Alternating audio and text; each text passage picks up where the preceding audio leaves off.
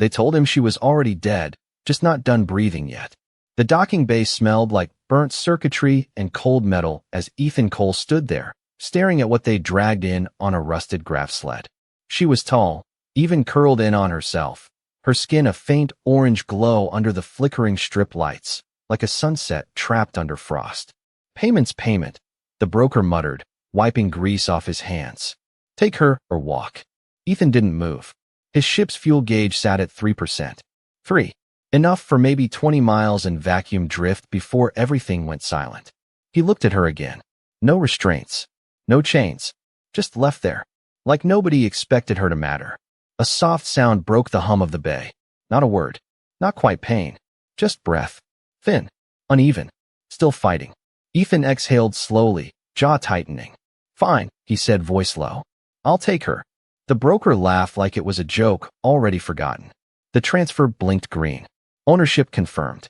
Just like that, she was his problem. Ethan stepped closer, boots echoing against the steel floor. Up close, the details hit harder. Faint fractures along her arm. Fabric fused into her skin. Heat readings barely above critical minimum on his wrist display, 91 degrees and dropping. Human baseline would have been gone hours ago. But she wasn't human. He crouched, hesitating just a second before reaching out. Hey, he said quietly, like she could hear him through whatever storm she was trapped in. You're not scrap. No response. Only that shallow rise and fall. He slipped off his jacket, draped it over her shoulders. The fabric looked too small, too human against her form, but it was what he had. Around them, the bay kept moving. Deals. Voices. Engines cycling. No one watching. No one caring. Ethan keyed his comm. Dock control. This is Cole. Opening Bay 7. Prep for departure. Static answered, then clearance. He slid one arm under her back, the other beneath her knees. She was lighter than she looked. Or maybe he just expected her to be heavier with everything she carried.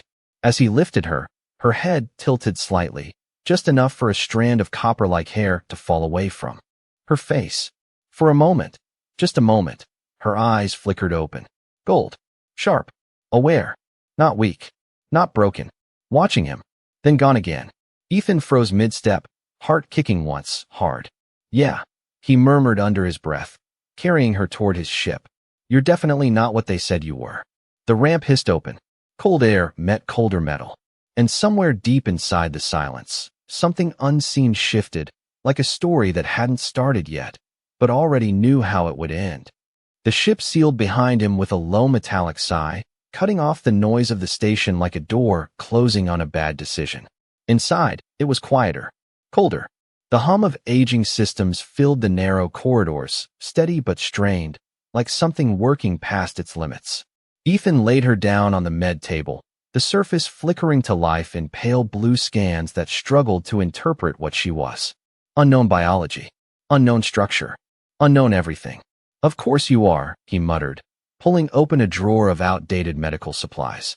The ship's heater kicked in, raising the cabin temperature by a few degrees. Not enough. Not even close. He glanced at the readings again. 90 degrees now. Dropping slower, but still dropping. Ethan grabbed a thermal blanket and wrapped it around her, adjusting it carefully so it did not press against the damaged areas along her side. He worked without rushing, but without hesitation. Clean cloth. Water. Stabilizer patch. The kind of routine he knew by muscle memory, not training manuals. Outside the viewport, the station lights drifted as his ship detached, slowly rotating into open space. He did not request a destination. Not yet. Not until she was stable. Minutes passed. Maybe more. Time inside the ship always stretched differently when something mattered. He checked her again. The faint glow beneath her skin pulsed once, barely noticeable, like a signal trying to break through static. Ethan paused, hand hovering just above her arm. You are still in there, he said quietly. No answer. Just that breath. Still uneven. Still there. He leaned back against the console, watching her instead of the instruments. Most people would have sold her. Or spaced her. Or never taken her at all. The thought did not make him feel better. It just made the silence heavier. A sudden flicker crossed the panel. Power fluctuation. He frowned and tapped the console. Fuel still critical. Systems rerouting to keep life support steady. He let out a slow breath. Great timing, he whispered. Another flicker. then stillness.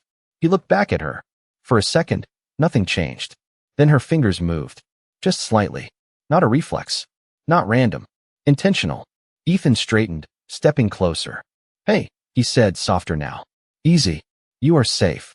Her eyes opened. Not wide. Not sudden. Just enough. Cold again. Clear this time. Focused. Not on the room. Not on the ship. On him.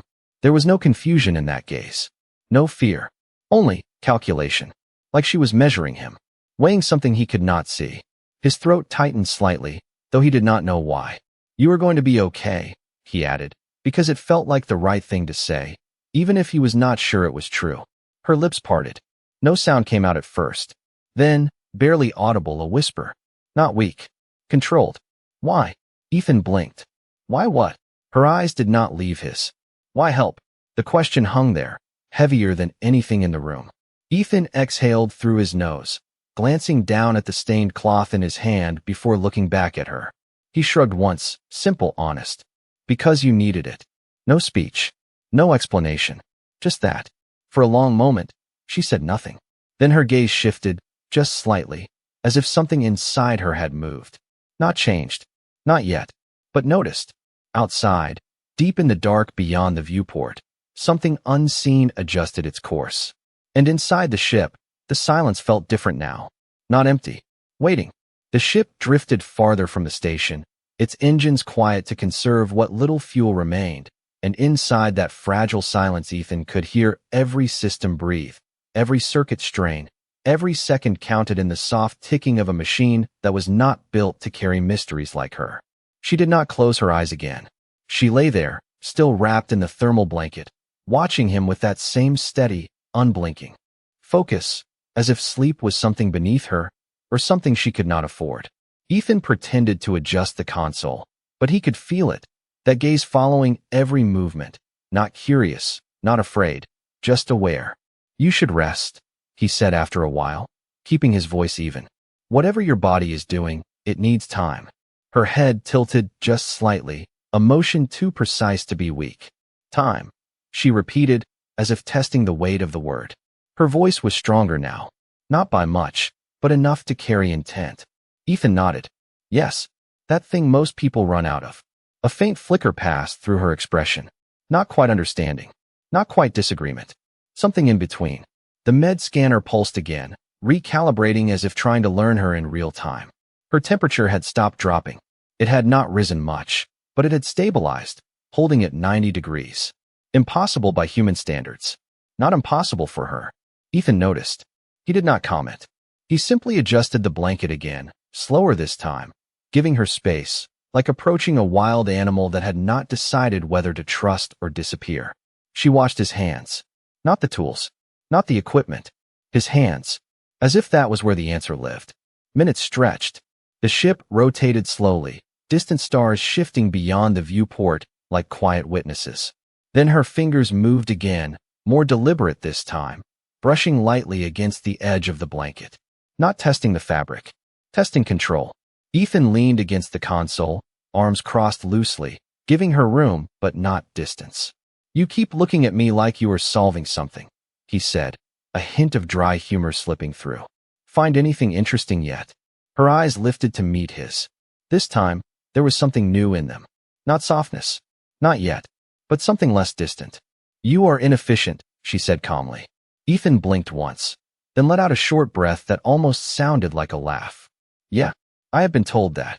She studied him a moment longer. You use resources without gain. He shrugged again, the motion simple, unguarded. Depends on what you call gain. Silence returned, but it felt different now. Not empty, not uncertain, like two languages slowly learning where they overlap. The ship lights dimmed automatically, shifting into low power mode. A soft amber glow replaced the harsher white, casting longer shadows across the narrow space. In that dim light, the faint glow beneath her skin became more visible, pulsing once, then again, steady, controlled. Ethan noticed that too. This time, he did not hide it. That normal for you? He asked quietly. She followed his gaze to her own arm, watching the light beneath her skin like it belonged to someone else. For a second, something deeper flickered in her eyes. Memory. Not pain. Not fear. Something older. Then it was gone. It will be, she said. Not a guess. Not hope. A statement.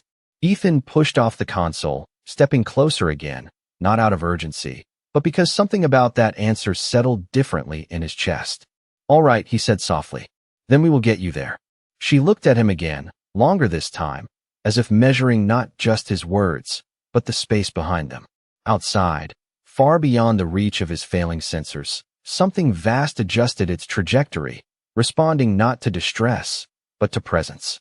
And inside the small, struggling ship, Ethan Cole stood in front of a being he did not understand, offering something no system could measure. Time. And for the first time since she had been brought aboard, Lyra Vexis did not look like she was pretending to be weak. She looked like she was deciding what to do with the human who refused to treat her that way.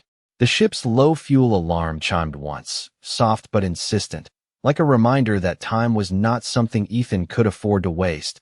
Yet he did not move toward the controls right away, because something in the room had shifted again, something quieter than the alarm but far more important, and it stood right in front of him in the form of a woman who should not have been standing at all. Lyra Vexis had pushed herself upright, the thermal blanket slipping from her shoulders as she sat on the edge of the med table, her movements slow but controlled, not fragile, not uncertain, just measured, like she was remembering how to exist in gravity, rather than learning it for the first time. Ethan straightened instinctively, not out of fear but out of awareness, the kind that comes when a situation changes without asking permission. Hey, he said, voice steady but quieter now. That is not in the recovery plan. And for a brief second, something almost like humor flickered across her face, subtle and distant, like a concept she understood but did not fully adopt. Your plan, she replied, her voice no longer fragile, carrying a quiet resonance that did not match her condition from minutes ago, was based on incomplete data, and Ethan let out a slow breath through his nose, shaking his head slightly as he stepped closer but not too close, giving her space the way he had since the beginning. Yeah, he said, that sounds about right. And for a moment, neither of them spoke, the hum of the ship filling the space between them as the amber lights cast long shadows across the narrow cabin. Lyra placed one foot on the floor, then the other, standing fully now, her posture straightening not with effort but with intention, as if weakness had been something she wore temporarily and had now decided to remove. The faint glow beneath her skin pulsed again, stronger this time, steady, controlled, and Ethan watched it without hiding his curiosity. You sure you should be doing that? He asked, not as a command, not as a warning, just as a question. She turned her head slightly toward him, those gold eyes catching the dim light, reflecting something deeper than the room, something older. I am sure, she said, and there was no hesitation in it. The ship gave another soft alert, this time from the navigation panel, a signal pinging at the edge of their detection range, faint but precise, and Ethan's attention snapped to it immediately. That is not good timing, he muttered, moving to the console and pulling up the scan data, his fingers moving quickly across worn controls. The signal was distant but focused, not random, not drifting. Something was looking, not for a ship, but for a presence. Ethan glanced back at her, then at the screen, then back at her again, the connection forming whether he liked it or not. You got friends out there? He asked, tone neutral but edged with something sharper now. Lyra did not answer right away, her gaze shifting past him toward the viewport, toward the endless dark beyond the glass. For a long second, she simply looked, and the glow beneath her skin pulsed once more, brighter, like a response, not to the ship, but to something far beyond it. When she finally spoke, her voice was calm, almost distant, but not detached. Not friends, she said, and Ethan felt something settle in his chest. Not fear, not yet, but awareness, the kind that comes just before understanding arrives too late. He leaned back slightly against the console, eyes still on the signal, then on her. That is reassuring, he said dryly, though the words carried weight. Lyra turned back to him, studying him again, but this time the calculation in her eyes was different, less about what he was, more about what he had done. You chose to help, she said, not a question, not an accusation, just a statement. Ethan met her gaze, steady, unflinching. Yeah, he answered, simple as before. The ship's systems hummed louder for a moment as power rerouted again, holding everything together by thin margins, and outside, the distant signal adjusted, closing the gap not with speed, but with certainty. Inside the small cabin, two beings stood in quiet understanding, one who had acted without knowing the cost, and one who had never needed saving, only waiting to see who would try. The signal did not rush toward them. It did not flare or spike or behave like anything Ethan had seen on a scanner before. It simply held its course, precise and unwavering, as if distance meant nothing and time was just a courtesy. Ethan stared at the display, fingers hovering over controls that could not outrun what was coming, and for the first time since leaving the station, he felt the weight of the decision he had made settle fully into place. "All right," he said under his breath, more to himself than to her. "We are not waiting around for that." And he began rerouting what little power remained, diverting non-essential systems, dimming the lights even further, squeezing every ounce of motion out of a ship that was already past its limits. Behind him, Lyra did not move to stop him, did not question, did not offer instruction. She simply watched, her gaze shifting between him and the viewport as if she was observing not just what he did, but why. The engines gave a low, strained hum as they attempted to respond, pushing the ship into a slow drift that could not be called escape, only movement. "It will not matter," Lyra said quietly, not dismissive, not cold, just certain. Ethan let out a breath that might have been a laugh if there had been anything funny about it. "Yeah," he replied, eyes still on the console. "It usually does not, but I try anyway." And that answer lingered in the air longer than it should have. The ship creaked softly as it adjusted its orientation, stars sliding across the viewport, the vast darkness outside unchanged by their effort, unchanged by anything. Lyra stepped closer, her movements now fully stable, the faint glow beneath her skin no longer intermittent but steady, like a system that had reached equilibrium. She stopped beside him, not towering, not imposing, just present, and for a moment they stood there together, looking out at something neither of them could stop. "You do not calculate outcomes," she said after a while, her tone thoughtful rather than critical. Ethan shook his head once, glancing at her briefly before returning his attention to the failing readings. "I do," he said. "I just do not let them make the decision." And that seemed to land somewhere deeper than either of them expected. The signal pulsed again, stronger now, close enough that the ship's sensors could no longer ignore it, a pattern emerging, not random, not chaotic, something structured, something intentional. Ethan's jaw tightened slightly. "Okay," he muttered. "That is definitely for you." And he leaned back from the console, turning fully to face her this time. No distraction, no pretense. "If they are not your friends," he said, "then we should probably assume they are not here to say hello." Lyra held his gaze, unblinking, and for the first time since she had stepped onto the ship, there was no hint of concealment in her expression, no pretense of weakness, no performance at all. "They are here because I am here," she said, and the simplicity of it carried more weight than any explanation.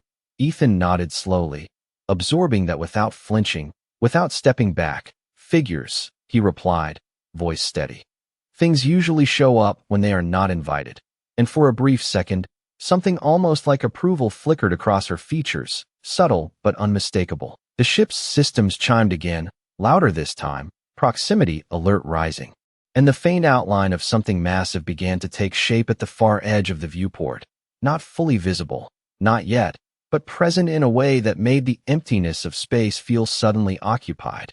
Ethan glanced at it, then back at her, then back at it again, and instead of reaching for weapons he did not have or commands that would not matter, he did something far simpler, far more human. He stepped slightly to the side, placing himself between her and the viewport, not blocking her view, not shielding her in any practical sense, just standing there, a quiet, instinctive choice made without calculation. Lyra watched that movement carefully, every detail of it, every implication, and something inside her shifted again, not toward weakness, not toward reliance, but toward recognition. Outside, the presence continued its approach, silent and absolute, and inside the small, struggling ship, one human stood his ground in front of something he did not understand, offering resistance. that had nothing to do with strength and everything to do with choice. The proximity alert did not escalate into chaos. It settled into a steady tone, controlled and deliberate, like the thing approaching them did not need urgency to prove its presence. And Ethan could feel it in the way the ship responded, systems adjusting without command, sensors recalibrating as if something far beyond their design had entered their awareness. He kept his position where he had stepped, not because it would change anything, but because moving away would mean something he was not willing to admit. And behind him, Lyra remained still, her attention no longer split between him and the viewport but fixed entirely on what was arriving. The faint outline beyond the glass grew clearer, not a ship in the way humans defined it, not metal or edges or engines, but something vast and structured, a geometry that did not follow familiar rules, shifting subtly, as if space itself adjusted around it rather than containing it. Ethan let out a slow breath, one hand resting lightly against the console, grounding himself in something tangible, something human. "That is new," he said quietly, not expecting an answer, but Lyra spoke anyway. "It is not new," she replied, her voice calm, steady. "It is only new to you." And there was no arrogance in it, only fact. The ship lights dimmed further, not from power loss this time, but from interference, a soft flicker that passed through every system like a ripple through water, and Ethan watched the readings shift into patterns he could not interpret. "You said they are not your friends," he said. "Eyes still on the viewport. So what are they? In this time?" Lyra did not answer immediately. She took a step forward, closing the small distance between them until she stood just behind his shoulder, not hiding, not stepping past him, just aligning herself with the moment. "They are observers," she said at last, and the word felt larger than it sounded, as if it carried layers he could not yet see. Ethan frowned slightly. "Observers do not usually show up in something that size," he replied, and she gave the smallest tilt of her head. "That depends on what they are observing," she said. The presence outside shifted again, closer now, not in distance that could be measured, but in clarity, its form resolving just enough for the mind to grasp that it was not meant to be understood all at once. And the ship's systems fell silent for a brief second, every indicator pausing as if waiting for permission to continue. Ethan felt it then, not through the sensors, not through the displays, but directly, a pressure without weight, a presence without sound, something that acknowledged them without touching them. He did not step back. He did not reach for anything. He simply stood there, breathing steady, eyes forward. "If they are observing," he said, slowly, "then I guess we are giving them something to look at." And for the first time, Lyra's gaze shifted fully from the presence outside to him, studying him with a depth that went beyond curiosity. "Yes," she said quietly, and there was something different in her tone now, something that had not been there before, something closer to respect. The glow beneath her skin brightened, not violently, not suddenly, but with intention, a steady illumination that seemed to respond not to the presence outside, but to the moment inside the ship. Ethan noticed, of course he did, but he did not react, did not question, did not step away. Instead, he spoke again, simple, grounded. "You are not afraid of them," he said, and it was not a question. Lyra looked back toward the viewport, toward the vast shape that now filled more of the darkness than the stars themselves. "No," she answered. "They are not something to fear." And then, after a brief pause, she added, "They are something to be understood." And that distinction settled into the space between them. The ship remained still, caught between motion and stillness, between insignificance and attention, and outside, the observers did not advance further, did not retreat. They simply remained, as if the act of witnessing was enough. Ethan shifted his weight slightly, not out of discomfort, but because he felt the moment stretching into something larger than either of them. "Well," he said under his breath, "I hope they like what they see." And Lyra's gaze lingered on him for one more second before returning outward, the faint glow within her steady and bright, no longer hidden, no longer restrained. In the quiet, suspended space between what was and what would be, something invisible aligned, not with power, not with fear, but with a choice that had already been made, and far beyond the reach of human understanding, that choice was being recorded. The observers did not move, yet everything about the space around them felt as if it had shifted its center, like gravity itself had decided to pay attention, and Ethan could feel it in the quiet pressure behind his eyes. Not pain, not force, just awareness, something vast. Acknowledging something small without diminishing it. He stood exactly where he was, shoulders relaxed but grounded, the kind of stance that came from a lifetime of fixing things that were never meant to last, and beside him, Lyra Vexis did not step forward, did not step back. She simply remained, her presence no longer concealed, the steady glow beneath her skin now unmistakable, casting a soft, controlled light across the dim interior of the ship. For a long moment, nothing happened in the way humans would define it. No signals, no voices, no movement that could be measured. But the silence was not empty. It was full, layered, listening. Ethan exhaled slowly, eyes fixed on the shifting geometry beyond the viewport. So this is the part where something important happens, he said under his breath, not expecting an answer, but Lyra spoke anyway. It already has, she replied, and her voice carried something new now. Not distance, not calculation, but recognition. Ethan glanced at her, then back at the presence outside. Feels the same to me, he said, and there was no sarcasm in it, just honesty. Lyra turned her head slightly, studying him again, but this time there was no testing in her gaze, no weighing. Only a quiet understanding forming in real time. That is because you measure change by outcome, she said, not by choice. And the words settled into him with a weight he did not immediately respond to. The ship's systems flickered once more, then stabilized, not because the interference had ended, but because it had been accepted, integrated, as if the ship itself had decided resistance was unnecessary. Outside, the vast structure shifted again, not closer, not farther, but clearer, its presence resolving into something that was no longer just observed, but observing back. Ethan rested his hand lightly against the console, grounding himself again, then looked straight ahead, meeting something he could not fully see but knew was there.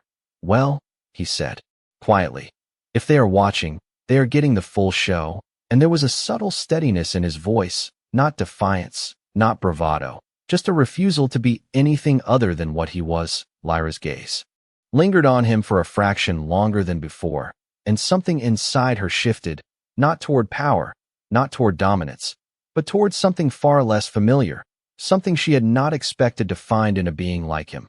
You do not change your behavior when observed, she said, and it was not a critique, it was a realization.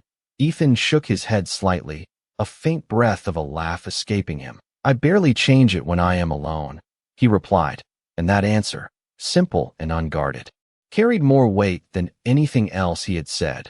The glow beneath Lyra's skin pulsed once, brighter, then settled into a steady, unwavering light, no longer reactive, no longer hidden, fully present. She turned back toward the viewport, toward the observers, and for the first time since they had appeared, her posture shifted, not defensive, not cautious, but aligned, as if she had stepped into something she had always been meant to stand in. They see it now, she said softly. Ethan frowned. Slightly. See what? He asked, and she did not look at him when she answered. The difference, she said. Outside, the vast presence held its position, silent and absolute, and for a brief moment, something passed through the space between them, not energy, not light, but acknowledgement, a recognition that did not need translation. Ethan felt it without understanding it, a subtle shift in the air, in the silence, in the way the moment settled into something final. He did not question it, did not chase it.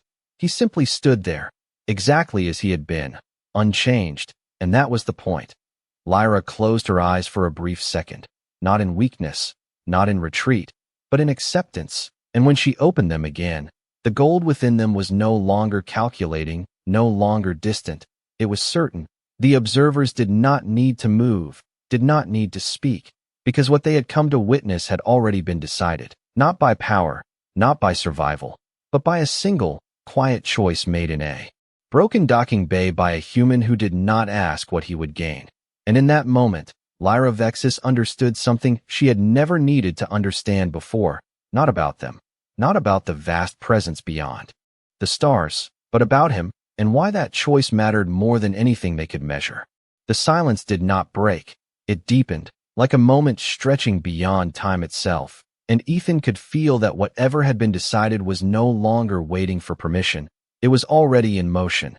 The vast presence outside did not advance, yet something within it shifted, a subtle realignment that made the stars around it seem distant, secondary, like background noise to something far more important. Ethan remained where he stood, one hand still resting against the console, his posture unchanged, grounded in a way that had nothing to do with strength and everything to do with choice.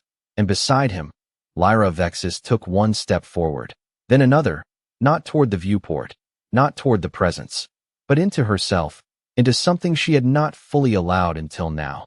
The glow beneath her skin brightened, no longer contained, no longer moderated. It spread with a quiet certainty, illuminating the edges of the ship's interior in a soft, steady radiance that did not flicker, did not hesitate. Ethan noticed, of course he did. But he did not step back, did not question, did not interrupt. He simply watched, the same way he had from the beginning, without trying to control what he did not understand. Lyra's eyes remained fixed on the presence beyond the glass. But her focus was no longer divided, no longer calculating. It was aligned, as if something within her had reached a point it could not return from. "It is time," she said quietly, and the words carried a weight that did not belong to the moment alone, but to something far older, far larger. Ethan exhaled slowly, nodding once, not because he understood, but because he recognized the tone, the kind that meant a decision had already been made. "All right," he said, voice calm. "Then do what you need to do." And there was no fear in it, no resistance, just acceptance of something beyond his control. Lyra turned her head slightly toward him, and for the first time, her gaze held something unmistakable, not calculation, not distance, but acknowledgement, not of his actions, but of what those actions represented. "You have already done what was needed," she said, and the simplicity of it settled into him without explanation. The presence outside shifted again, not in shape, not in distance, but in response, as if something within it had reached the same conclusion. The ship's systems dimmed further, not failing, not collapsing, but quieting, like a room lowering its voice in the presence of something significant. Lyra lifted her hand slowly, not toward the console, not toward any control, but toward the space between herself and the viewport, and the light beneath her skin responded instantly, flowing outward in a controlled, seamless motion, not as energy, not as force, but as something more precise, more intentional. Ethan watched, unmoving, as the air itself seemed to shift around her, not bending, not breaking, but aligning, like invisible lines drawing themselves into place. Outside, the vast structure responded in kind, not advancing, not retreating, but opening, not physically, not in a way the eye could fully grasp, but in presence, in awareness, in recognition. Lyra's voice came again, softer this time, but no less certain. "They do not judge strength," she said. "They observe choice." And Ethan felt that settle into him in a way nothing else had, not as information, but as understanding. He glanced at her, then back at the presence, then back at her again, and for the first time since all of this began, he realized something he had not allowed himself to consider. She had never needed saving. She had only been waiting. The glow around her intensified slightly, not overwhelming, not blinding, just enough to mark the moment, to define it. And in that quiet, suspended space, something unseen concluded. The observers did not need to remain, did not need to confirm, because what they had come to witness had already been fulfilled. The vast presence began to recede, not with motion, not with speed, but with absence, like a thought leaving the mind once it had served its purpose. The stars returned to their place, distant and quiet. The ship's system stabilized, the hum of machinery filling the space once more. Ethan let out a slow breath he had not realized he was holding, his hand still resting against the console, his posture unchanged. Beside him, Lyra lowered her hand, the light beneath her skin settling back into a steady, controlled glow, no longer expanding, no longer hidden. She turned to him fully now, her expression no longer guarded, no longer distant, but clear, certain, and something else he could not quite name. "It is done," she said, and the words carried finality, not as an ending, but as the closing of something that had never been meant to last. Ethan nodded once, simple, grounded. "Yeah," he replied, "felt like it." And for a brief moment, the two of them stood there in the quiet aftermath, not as savior and saved, not as human and alien, but as two beings who had shared a moment that neither of them would ever fully explain, but both would carry forward into whatever came next. Years later, the ship was still the same: patched metal, uneven hum, systems that worked because Ethan Cole refused to let them fail, and he stood in the same narrow corridor, one hand resting against the console as he stared out into a sky that had changed in ways he could not measure. The galaxy maps had updated, new routes, new borders, new signals carrying names that had not existed before. And one of those names echoed across every channel, every system, every quiet conversation between. Those who paid attention: Lyra Vexus. He had heard it the first time without reacting. Just another powerful figure in a universe full of them. Until the details followed, the patterns, the alignment of events that did not feel random. Entire sectors shifting without conflict, systems realigning not through force, but through something quieter, something that felt familiar in a way he could not explain. He leaned back slightly, exhaling as the ship's old speakers carried a distant broadcast. A voice calm, steady, unmistakably hers, though it had changed, refined, expanded into something that filled more than just space. He did not try to contact her, did not send signals, did not announce himself, because that had never been the point. He had not helped her to be remembered. He had helped her because she needed it. The ship's sensors flickered. Briefly, a soft alert that barely registered, and Ethan glanced down at the panel out of habit more than concern. A single signal, clean, precise, not a distress call, not a demand, just a presence. He frowned slightly, tapping the console to bring it into focus, and there it was, a marker that did not belong to any known fleet, any known system, but felt unmistakably intentional. Outside the viewport, space remained still, quiet, unchanged, and yet he knew, the same way he had known before, that something had arrived. He did not rush, did not tense. He simply stood there, breathing steady, waiting. The ramp behind him hissed softly as it opened without command, the ship recognizing something beyond its programming, something it did not question. Ethan turned slowly, not surprised, not afraid, just aware. She stood there, framed by the dim light of the corridor, no longer weakened, no longer concealed, fully present in a way that made the small ship feel even smaller, and yet not overwhelmed. Her presence did not dominate the space, it aligned with it. Lyra Vexus looked exactly as she had and nothing like she had at the same time. The faint glow beneath her skin now constant, controlled, part of her rather than something she managed. For a moment, neither of them spoke. There was no urgency, no distance to close, because whatever needed to be understood had already been decided long ago. Ethan shifted his weight slightly, one hand still resting against the console, grounding himself in something familiar as he met her gaze. "You look better," he said simply, and the corner of her expression shifted, not quite a smile, but something close enough to count. "I am as I was meant to be," she replied, her voice carrying that same quiet resonance, but now layered with something deeper, something earned. Ethan nodded once, accepting that without question, because he had never needed to understand everything to accept what was real. Silence settled between them. Again, not empty, not awkward, just present.